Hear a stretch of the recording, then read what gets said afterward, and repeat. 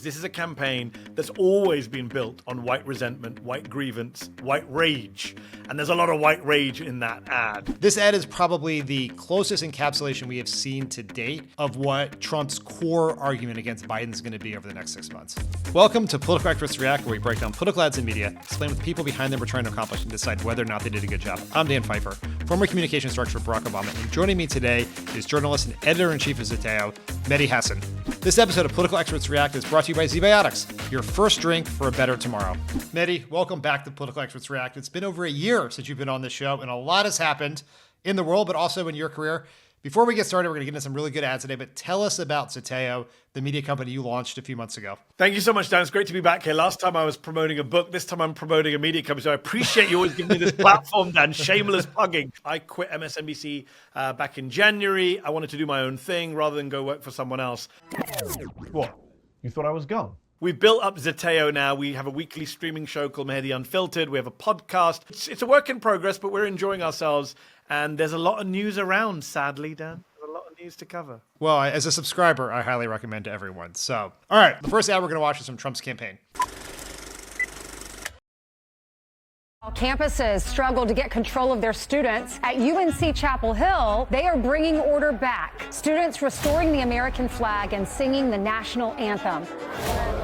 Protesters began to take down the American flag, and that's when the guys stepped in. Patriotic fraternity brothers stepped in and said, "Not today, Hamas." The group of frat brothers defended the American flag from anti-Israel protesters. God bless those UNC frat guys for taking down the Palestinian flag and putting up Old Glory. Giving us some hope there that not all college students have gone woke. They should be celebrated for, and what be more rare is their bravery, their willingness to stand up and exhibit that patriotism. There are still patriots in this country that actually want to fight and would sacrifice themselves for this flag, this country. It's good to know that there's some patriotic young men out there supporting the flag still out there. Don't bend a knee to these people.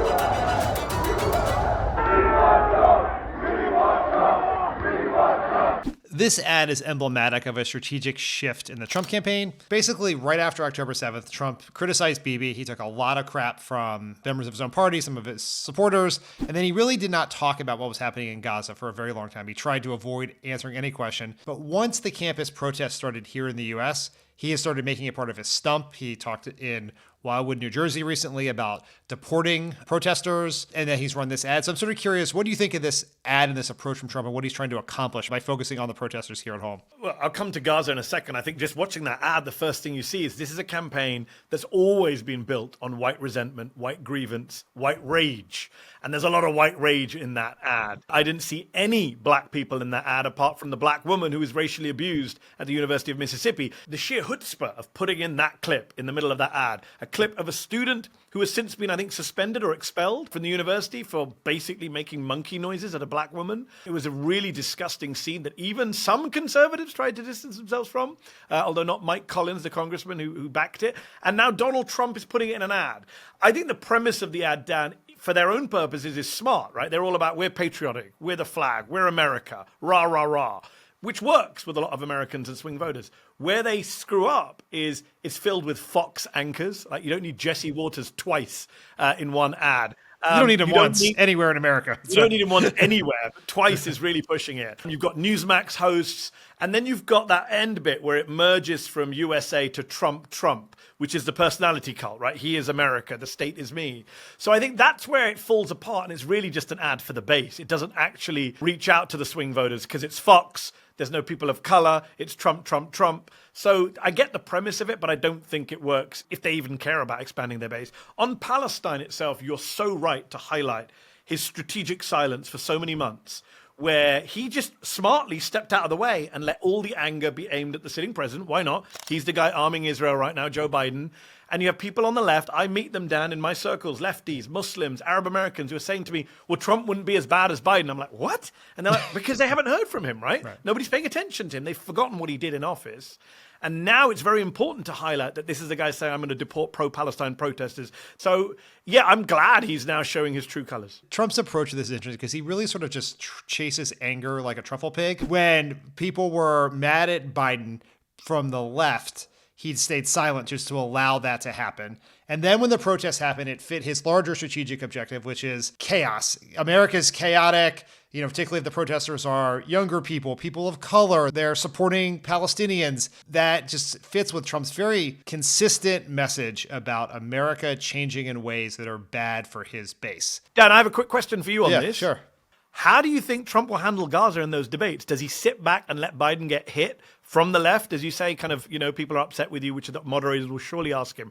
Or does he show his true pro-Likud, pro-settler colors? I think he'll probably do both. This is how he plays every issue. He will talk about Israel has to finish the job. We have to give everything they need to finish the job. And in other times, he will use the phrase Genocide Joe. They've already signaled that they are going to run ads in places like Michigan to try to divide Biden from his base on this issue. And wherever they see division in the Democratic Party, they have to fracture it, exploiting the divisions within our party over Gaza and dissatisfaction with how the president has supported Israel's conduct of this war is a way he'll do it. In the debate, it'll be interesting. Like Jake Tapper is going to be one of the hosts. Jake Tapper is probably not going to let him get away with not answering a question. So I'll be very interested to see how they will handle it. Over the course of the campaign, I'm sure he'll have it both ways. There's not a lot of consistency from Trump, and he tends to get away with it in this media environment. All right, people. This is the part of the show where I'd normally be asking you to, quote unquote, smash the subscribe button on the Pod Save America YouTube channel. And you absolutely should do that if you haven't. But I also want to do something a little different. I want to say thank you to everyone who has subscribed to the channel over the last few years. The more subscribers, the more likely YouTube is to show our videos to more people, which means that more people will be exposed to the sort of political analysis that Crooked Media and Pod Save America does on a daily basis. It's incredibly important. I'm very grateful for you for doing it. And because I'm in such a grateful mood, I want to thank everyone who has subscribed to my Substack newsletter, The Message Box, since last episode. If you haven't subscribed yet, you absolutely should. We have the link in the show description. If you love this show, you love Pod Save America, I'm confident you'll love The Message Box. So thank you. Okay, the next ad we're going to watch is from MAGA Inc., the pro-Trump super PAC. Hello, I'm with the Biden campaign. Yeah, I voted for Biden last time. That's fantastic. Is it? Everything costs more. Food, gas, rent. Okay, but Biden's helping pay rent for newcomers to America from around the world. You mean illegal immigrants? I'm struggling to pay my bills, but Biden's paying rent for illegals? They get handouts and I'm paying for it. But Biden can still count on your vote, right? Things were better before Biden. I'm voting for Trump. Make America Great Again, Inc. is responsible for the content of this ad. I should note that this ad is mostly run in rural Georgia, in media markets with large black populations, places where Biden ran up pretty large numbers in 2020. And as the polls have shown, Trump has made some inroads. He seems to be, at least at this point, cut Biden's margins by at least 10 points in some polls. So with that context, what do you think? No Fox clip in this one. I noticed Norah O'Donnell on CBS there, which speaks volumes if they're aiming at a black audience, black Democratic audience. I mean, it's a very poorly made, very crude ad. They didn't spend much money on it, I don't think, on production values and acting. But the message is, yes, it is. It's reminding everyone at the end with the news grab that we are making inroads, a Trump campaign. We are making inroads into black and Latino voting communities, although, as you say, depends which polls, and some of that has been slightly exaggerated. And I think the economic message is the one they've got, right? Which is inflation, prices higher. They know it pisses people off. They know it's bipartisan, and that's what they're going to hit. Now, the question then is, what does Biden do in response? I have not heard any Democrats really make a coherent case that the inflationary president will be Donald Trump. They have to do that because this is one of their weak flanks. There's no debate about that. This is a very poorly made ad. If you were really running this ad, you would have spent the money to actually have one more actor who is the black person on the other end of the phone be in the ad, right? So it's the disrespect they have for black communities, Dad. It's the disrespect that they have. Like, this will do for them. The Trump campaign ads themselves have been better this cycle than previous cycles. The pro-Trump super PAC ones are just as schlocky and poorly done as they have been, although more strategically in line with what Trump wants, and we'll get to that in the next ad in a second. But the message here is the right one. If you really look at the New York Times Siena poll, it's like not that complicated. 3/4 of Americans are unhappy with the economy. The people who are most unhappy with the economy are the exact voters who Biden is struggling with, voters under 30. 9 in 10 voters under 30 are unhappy with the economy, right? 8 in 10 Hispanic voters. It's like 78 or 79% of black voters. Nature abhors a vacuum, Dan, right? So right, exactly. As long as they've been able to bash away at economics, inflation, for me, this is like QAnon level conspiracy theorizing amongst the American public. The American public's view of the economy is just insane, detached from reality. This idea that the economy was better under Trump, the economy is bad now. It's just insane. I'm British American, as you know. Go look at the UK economy. It's a disaster zone, right? There's just, when you go and look at any other comparable economy, you realize the US is in very good shape. So there's a whole disconnect that Biden and the Democrats have allowed to develop. A whole kind of vibe session is the phrase that people like to use. And there hasn't been much pushback. And I would like to see what the Biden campaign are doing with their ads in terms of reminding the public what the economy was actually like under Donald Trump when there was record unemployment in 2020. We just erase a whole year of his presidency. And I would like to see ads from Joe Biden also really making the case for what economic achievements they've made. I know people say, oh, you can't tell people that they're doing well when they feel badly. You need to find a way to do that, right? You cannot go into the election not able to tout your own record. My former colleague Chris Hayes makes the point that if Donald Trump was president right now, all he would be doing is bragging about how amazing the economy is. The Biden campaign ran about a $30 million flight of economic ads last fall that didn't really seem to move the needle. And I think those ads were probably tonally off. They didn't use the phrase Bidenomics, but it was sort of giving they were positive ads. And that certainly didn't work. This is the most complicated economic political environment I've ever seen. If you listen to focus groups, you do hear people talk about the cost of groceries and gas all the time. And interest rates, particularly for people who are downward the economic scale, are killing them, right? Because they're not buying their cars outright. They're making car payments. They have to put some portion of their expenses every month on credit cards. Those rates are up. And so there is a negative sense of it. But the Biden campaign has run not that many pure economic ads since they went back up in the air a couple months ago. It's been 90% abortion, some ads on healthcare, which is an economic issue, but about Trump repealing healthcare, some on Social Security and Medicare, but not a ton. And I'm going to be interested to see how they come after Trump on the economy. And the best ad is one that talks about what Biden has done, what he got when he started, how he's made it better, and then how Trump would make it worse. That's kind of, I think, the tempo you need. But they haven't done that yet. But also, what is Biden going to do to make it better? Right? One of the big things missing from the Democratic campaign is why give Biden 4 more years? There's such an obsession with his age. There needs to be a question of, all right, he'll be 86 at the end of his next term. Forget the fact that he's 86. What will he have achieved by the time he's 86? If Biden, when he comes back, kind of dealt with drug prices, kind of dealt with the minimum wage, kind of dealt with things that people care about, then no one will care whether he's 86 or 96 if he gets that stuff done. So there also needs to be that populist platform that he had in 2020 with Bernie's help of saying, I'm going to go after Big Pharma. I'm going to go after all those things that you don't like. We need a bit more of that, building, as you say, on the accomplishments.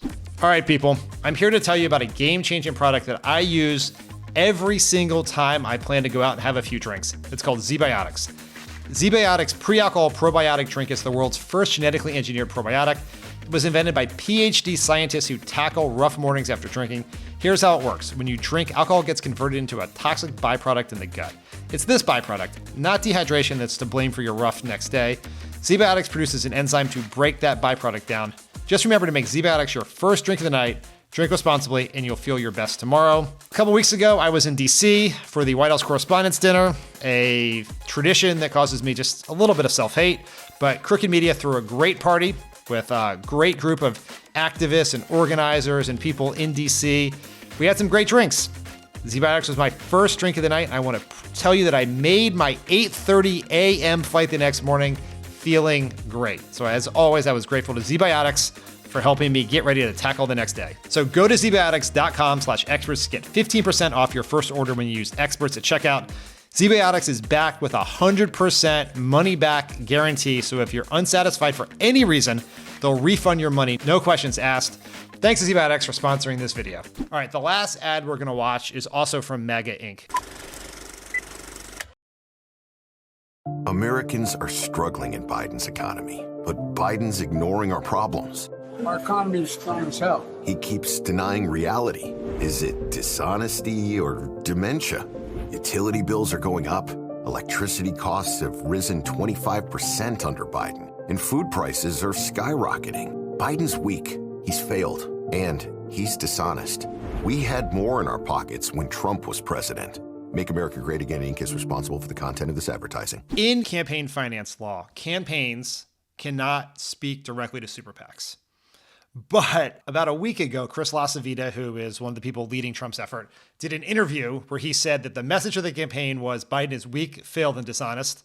Lo and behold, like 96 hours later, the Trump Super PAC runs an ad with that exact tagline. This ad is probably the closest encapsulation we have seen to date of what Trump's core argument against Biden is going to be over the next 6 months. It has traction because you mentioned earlier, kind of young voters upset about the economy. Young voters also on TikTok are watching endless videos of Joe Biden falling over, stumbling and gaffing, and are not seeing the same things for Trump. My position on Joe Biden and kind of his gaffes and the alleged dementia is it would all make more sense if he was running against a Marco Rubio or a Ron DeSantis or a Nikki Haley.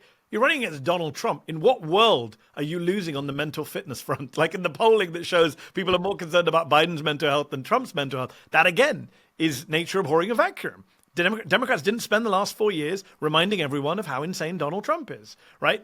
Democrats do not have a clear, consistent message on Donald Trump. They all say different things at different times. Is it that he's a crook? Is it that he's a con man? Is it that he's, a friend of millionaires? Or is it just that he's completely unhinged?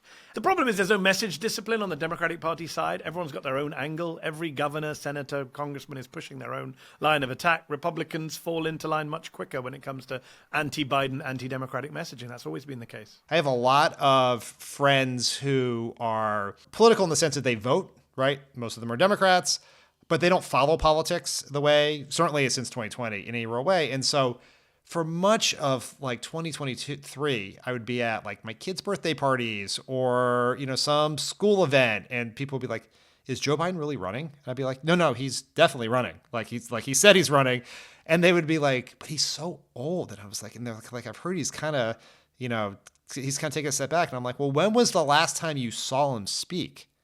And they can never answer that question. Well, right? Other than TikTok, right? Other than TikTok. A lot of people have seen fun videos. I've got friends of mine who will share like videos, like, haha, Joe, but look at Joe Biden falling down. And it's like, I'm not denying that happened. I'm not trying to run interference for Joe Biden. He is old. He has had gaffes. He has fallen down. The issue is, where's Trump, right? In a binary race. Democrats, again, have to take responsibility on the Trump front because they allowed 2021 to go by with no attacks on Trump over January 6th, with no legal actions. Merrick Garland has a lot to answer for. I will say that for the rest of my life. Allowing him to go 3 years without any consequences for January 6th, and now at the end we got one trial in Manhattan, is insane. Can you imagine the reverse? Republicans would never have let it happen. They won't when Trump comes back into office, I assure you.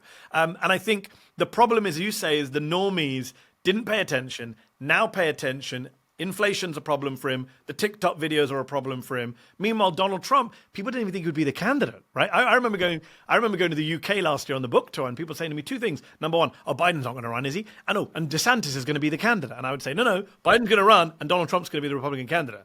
And people just didn't really want to accept that. And now we're in this race, as everyone keeps telling us, nobody wants either candidate running, which benefits Donald Trump. He wins in a world where people are cynical and disengaged. 110%. Mehdi, thank you for joining us today. It's always great to talk to you. Everyone check out Zateo. It's an incredible site. Tons of great content. Dan, thanks so much. Always a pleasure. Thanks for watching these ads and videos with us. If you have anything like us to break down, let us know in the comments. See you all next time.